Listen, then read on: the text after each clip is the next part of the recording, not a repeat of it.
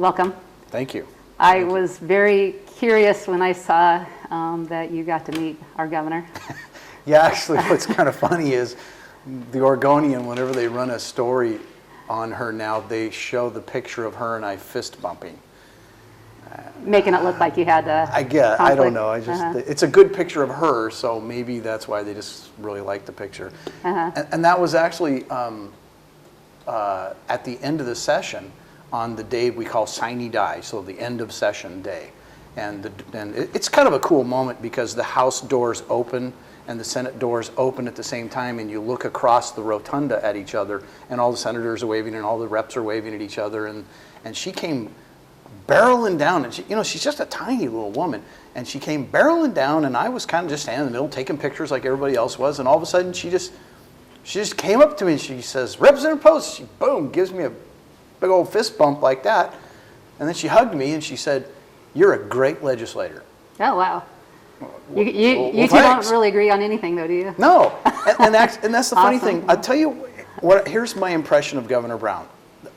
Now, I only had a month with Governor Kitzhaber, because of everything that happened, but I had the whole session with her. The thing that I found about Kitzhaber was, forget the politics, forget anything. He's just a very cold man. Yeah. He's very unpersonal. He doesn't say hi. He doesn't smile. He just. So when I saw him in the Capitol, it was literally he was just going by. She goes out of her way to say hi to everybody, almost, I think, to a fault in that her staff, it drives them nuts. Because she will stop and say, "Oh, dear, how are you? Oh, hey, Bill, how?" And she does that to everybody. So she's genuinely a really neat lady. She's way over there on her politics, but she's really a nice lady.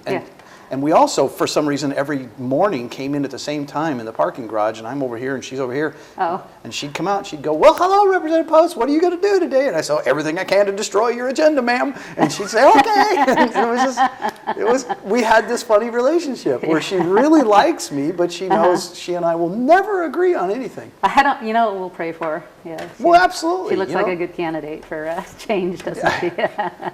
She's extremely far left. I mean, she's supported by all of the environmental agenda, by the, all the crazy bills that the majority party passed this session. Of course, she could have vetoed any of them, but she didn't. So. Yeah.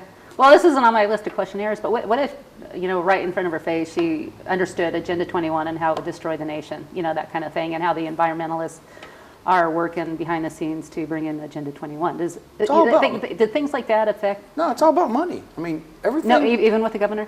Oh, of course it is. The low carbon fuel standard that we, now remember I say we, remember I didn't vote on it, but the legislature passed. Senate Bill 324 was the low carbon fuel standard. And it's so complicated that I don't even want to try to explain it because I still don't even completely understand it.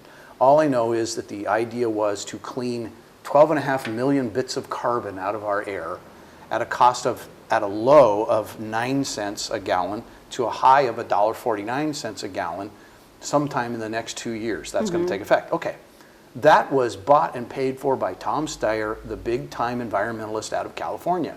He paid for all the campaigns. They dropped $2.5–3 million in last year's campaigns. Right, she wasn't running, but she's the governor. She could have vetoed any of those things. So it's all about money. The other thing that happened because of money that we saw that people don't talk about a lot was the trial lawyer bill. It was the earliest bill we passed. It was a payback for $485,000 that trial lawyers gave to Democrats. They gave $1,500 to Republicans. They gave $485,000 to Democrats. So why do you think we have a trial lawyer bill that got passed just like that, rammed down our throats? So it's all about money. It always is. Money is the mother's milk of politics. Oops, sorry. So do you think, this probably isn't a fair question, but does she care about the state? I mean, you think this governor would set aside money for the best interest of the state? Absolutely, I think she cares about the state. It's just that what she cares about the state and what I care about the state are two different things. I had an interesting conversation with one of my Democrat colleagues. There's a place called the House Members Lounge. It's on the 4th floor over on the House side. And you out of your paycheck every month, you pay, I don't know, it's $10 a day or something to eat breakfast and lunch there. And you can go up and grab a quick snack or a pop or something. But it's only representatives can go there. No staff, nobody else. And what's funny is people, when they're eating, say things that they normally wouldn't say when they're not eating. You know what I mean? You know, conversation kind of happens over the dinner table. And sometimes they would forget who was sitting at the table with them, and they would say funny things. And one of the things that happened one day, I'm not going to say her name, but I was sitting across from a lady. I call her the flower child. And that says everything you need to know. So she sits across from me, and she's eating her lunch, and I said, Rep, if you had it your way, Oregon would be one great big nature park. Everybody would live in Portland in stacked up condominiums. You would take an electric vehicle, not a car, but a vehicle of some sort, a bus, whatever it is, and you would go out to the nature park. Now, you couldn't hunt or fish or camp or hike or do anything. Definitely you couldn't chop trees down or do anything like that. It would just be a nature park. You guys, and I was kind of doing this as a smart aleck, just to see what she would say. And she looked at me right now and she goes, well, yeah. And that's when I said, holy cow, how are we going to defeat this? Yeah. That's what they want Oregon to be. You and I can't be in a place like this. I'd like it to be a big, huge park too. That's fine with me. But I'd like it to be one great big place where we cut all the trees down and start over again. So that would make me very happy because it would put all these people back to work again. Yeah, I just want freedom. I want freedom. So if somebody wants to make this their little private property a nature park, then they can. Yeah. That's what I want my private property to look like. But I don't want somebody to tell me to do that. That's interesting because something came up even, we're not in session now, but we do now what's called legislative days, and there's one every quarter. We just had one last Monday, Tuesday, and Wednesday, and I'm in the Rural Communities Committee, and we had a hearing about the Elliott State Forest, and that's the, I forget how many thousands of acres that are set aside for the education fund. The idea was the Elliott State Forest, loggers would go in, log that, and all the proceeds go to the state school fund. It's been losing money for years now because of the environmentals shutting it down. They are now going to do something I think is revolutionary. It's open for sale to anybody. Anybody can come buy as much of it as you want or as little of it as you want. And you can do whatever you want with it when you buy it. You want to turn it into a nature park? It's a nature park. You want to log it? Log it. That's actually pretty cool. And the fact that it came from the State Lands Division blew my mind. I never thought they were so innovative. Yeah. Well, good. What else is going on? Well, I'll let you know so people can see ahead of time and hear ahead of time. All right. Although I have been fairly vocal about this. There have been the Planned Parenthood protests over the last few months. And let me back up a little bit. So I believe it was 2010, we had a ballot measure in Oregon that gave us these every other year sessions. Well, excuse me, now every year sessions. Yeah. It used to be 6 months in the odd numbered years. So 2015, we had a full session. Now we have every other year in the even numbered, a 35-day session. Now, if you go back and look at that ballot measure, which I can't remember the number off the top of my head, but the ballot measure said, in order to basically to fix the budget, work with the budget, correct the budget, find any issues that happened in the last year that need to be fixed, and then that's it. There was nothing about bills, nothing. But because a certain party was in the majority, when that passed from the people of Oregon, they decided, well, we'll pass a bill every year that says how many bills we can do in that session. So this past session, one of the last bills that we passed, I voted no, was we could each get 2 bills in the short session. And each committee gets 3. Now, I don't want to do the math right now, but you start thinking in your head, in 35 days, you have 90 senators and reps together, can do 2 bills, that's 180. You've got at least 25 or 30 committees can do 3 each. We're getting into the hundreds again in bills, right? So I say all that to say, my first reaction was, well, I'm not going to do any bills. I'm not going to do a bill. That's crazy. I'm not going to do a bill. That's not what the people asked for. But then this Planned Parenthood story broke. All those videos came out. And I stood up in Beaverton at the Planned Parenthood and in Salem at the Planned Parenthood, and I declared that I would write a bill to stop the taxpayer funding of abortion. Now, I want to explain the difference. It's not defunding Planned Parenthood. That has to happen on the federal level. I can't do it here. I'm a state rep. On the federal level, they can defund Planned Parenthood. But what we can do in Oregon is we have the Oregon Health Plan through the Oregon Health Authority. And in the last 12 fiscal years, according to their own numbers that they gave me, in the last 12 fiscal years, we, Oregonians, have paid for $21 million worth of abortions. $21 million. Let that sink in for a little bit. I want that to stop. And that's, by the way, that is not emergency abortions. That is on-demand abortions for whatever reason. So I'm still writing the bill, but I'm going to submit one bill that would stop taxpayer-funded abortions and divert that $21 million to women's health crisis centers. Yeah. Because it's all about women's health, right? Right, right. That's what I want to do. And would Planned Parenthood be part of the women's health centers that it gets diverted to? Just No. completely defund it? Not, No, it yeah. would, and Planned Yeah. Parenthood is not really the major player Yeah. in that money. It's Right. actually places like Lovejoy Clinic up in Portland. That's one of the big recipients of OHA's money. Yeah, right. So this wouldn't really dent Planned Parenthood that much. This is an Oregon-specific issue. It would Yeah. hurt Oregon abortion clinics. Yeah.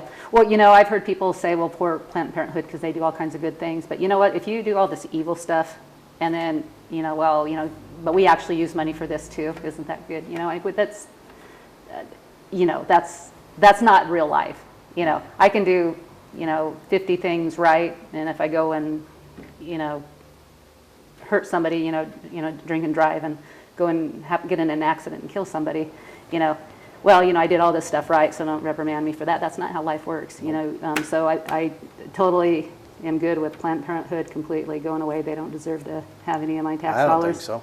Yeah. Yeah, absolutely. Yeah, they're rotten. That's the one angle that I'm going to take. The other that we're going to, so I'm probably going to use both my bills, which I can't believe I'm saying this. After explaining to you why I hate the fact that we're going to do bills, I have to. Yeah. I have Yeah. to do Yeah. this. Good. I mean, God has told me clearly, you've got to do this. The second bill is, believe it or not, Oregon is one of only 3 states in the entire United States that does not follow federal law on the selling of fetal tissue. Oregon is one of only 3 states that can sell fetal tissue. Wow. So what I want to do, and this won't sound like much, this is political. My second bill will say I want, and we're still wording it, but I want Oregon to at least meet federal standards, federal law. Federal law says you can't sell fetal tissue parts.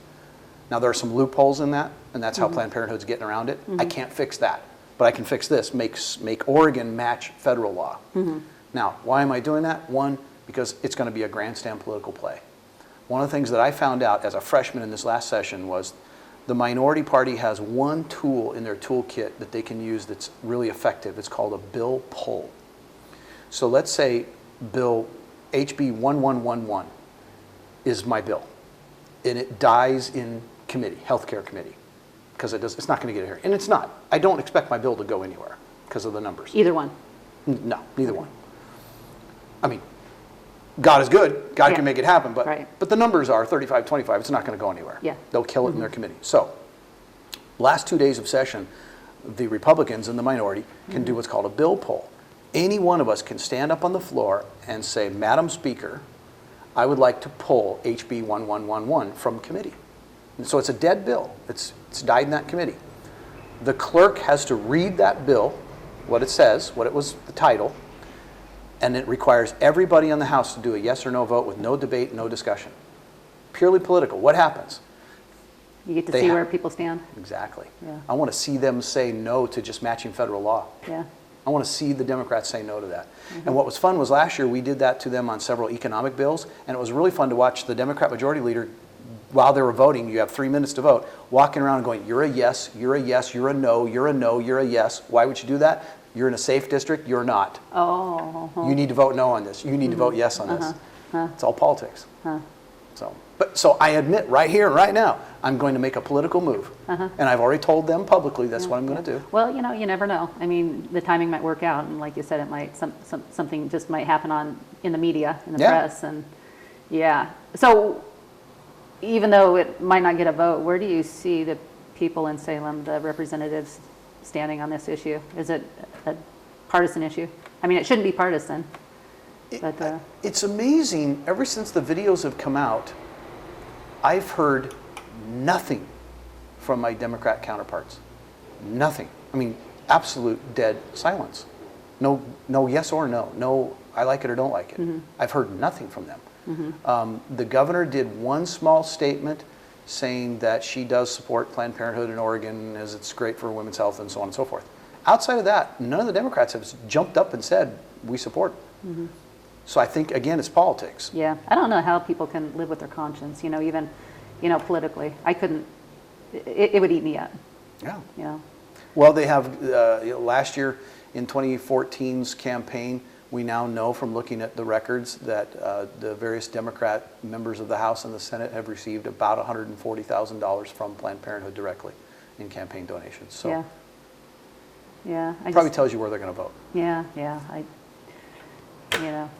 Yeah, you have to go to sleep with yourself at night. Yeah. I couldn't sell my conscience. I mean, money just doesn't mean enough to me.